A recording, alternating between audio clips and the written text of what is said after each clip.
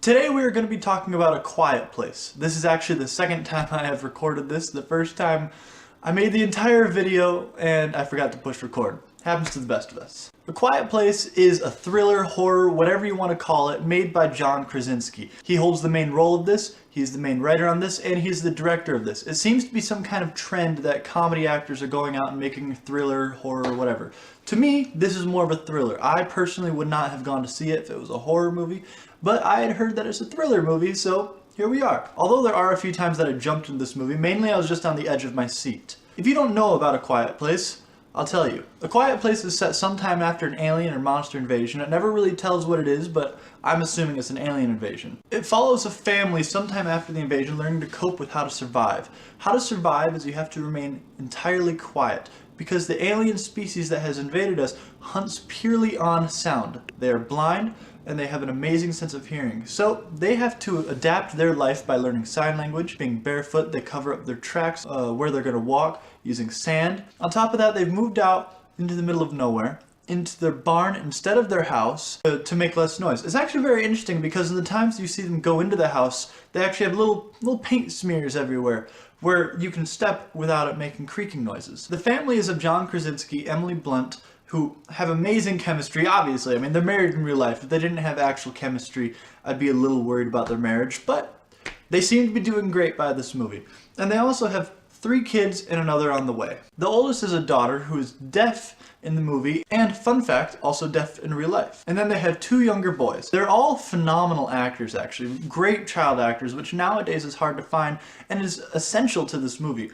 If the child actors weren't as good of actors as the 2 lead roles of Emily Blunt and John Krasinski, this movie would not have done well at all.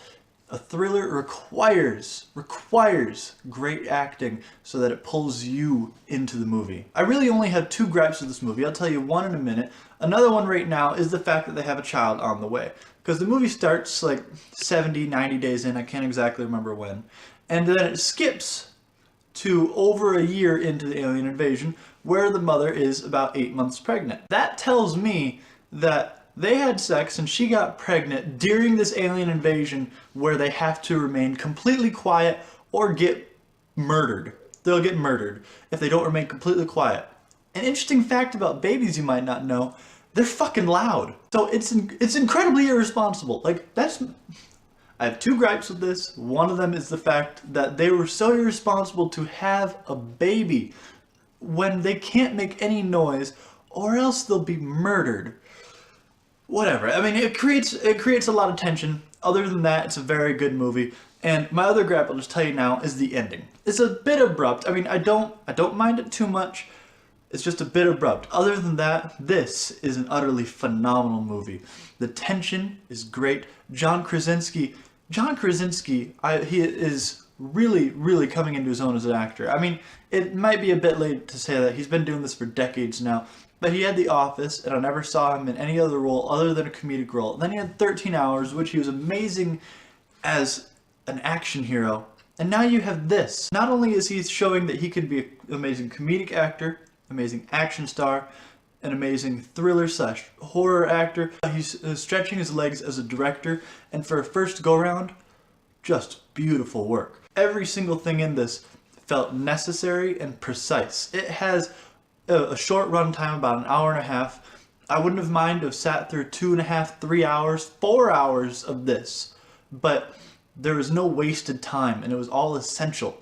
I wouldn't be surprised if there was maybe 10 seconds of a deleted scene. And for being PG-13, you never feel like it's holding anything back because of that. You never are like, oh, well, if it was rated R, I would have been scared more. Because it's not aiming to scare you. I was sitting in the theater and people, including myself, were just covering up. Anytime you had to cough or sneeze, it's the effect it has on you.